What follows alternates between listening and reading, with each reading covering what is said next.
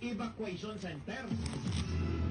I don't know, base sa laman tali, pero layo sa pangotaw. Oo.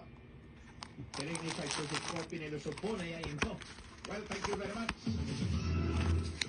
Pero what do you find sense sa mga kapayo sina? Nga, bagay ko ang pangampang man niya tinaga. Pero you don't find anything wrong with this? Sa Regional Evacuation Center?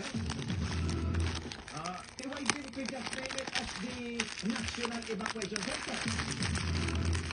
Kamu gani nga basta ko, naging na ng Regional o International Evacuation Center, ano mayan pa din? Anyway, if it's serving its purpose, punta na rin. Ito na servisyohan niya nga, mga taga-syudad, why can't we not call it as the City Evacuation Center? Nga kinalanan, tagili mo nga, himuon nga Regional Evacuation Center. Action Kenjo, anyway, focus na di ba? So how many evacuees do we have right now? So far may arasang 297 sa mga evacuees. Ang ari dire 58